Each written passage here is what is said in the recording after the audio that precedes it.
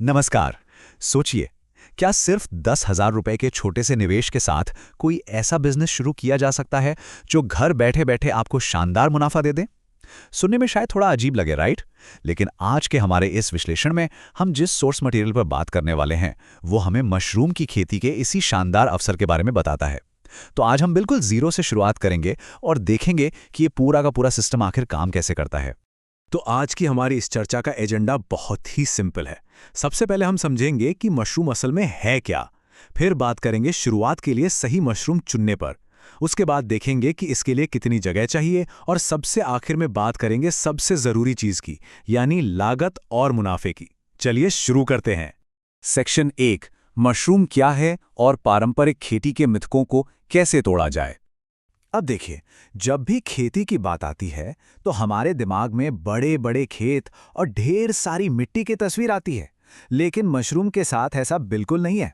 वैज्ञानिक तौर पर मशरूम कोई आम पौधा नहीं है। ये असल में एक फंगी यानी कवक है।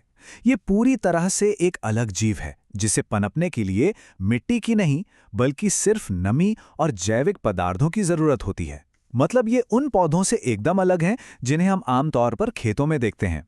अब सवाल ये है कि इसकी इतनी डिमांड क्यों है। इसका सीधा सा जवाब है इसकी न्यूट्रिशनल वैल्यू। मशरूम ना सिर्फ हाई प्रोटीन से भरपूर होते हैं बल्कि इनमें विटामिन्स और मिनरल्स भी कूट कूट कर भरे होते हैं। इसी वजह से बाजार में लोग इसे हाथों हाथ खरीदते हैं और इसकी डिमांड हमेशा हाई रहती है।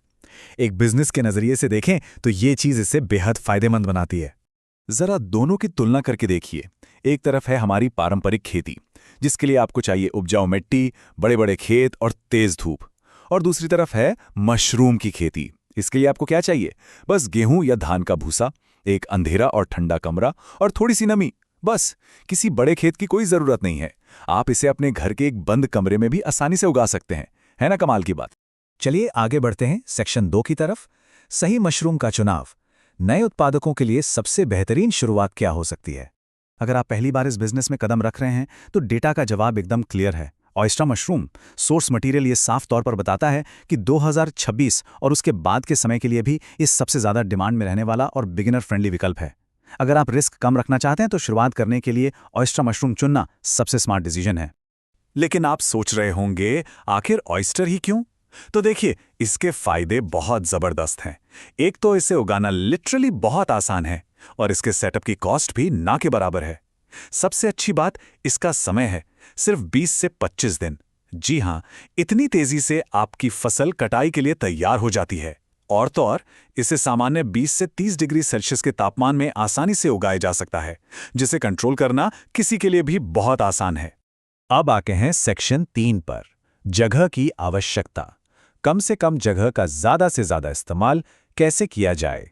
आपके मन में जरूर यह सवाल आ रहा होगा कि भाई ये सब करने के लिए जगह कितनी चाहिए। तो यकीन मानिए, शुरुआत में आपको किसी बड़े वेयरहाउस की बिल्कुल टेंशन नहीं लेनी है। महज 100 से 200 स्क्वायर फीट, बस एक 10 बाई 10 या 10 बाई 20 के नॉर्मल कमरे से भी आप अपना ऑपरेशन शुरू कर सकते हैं।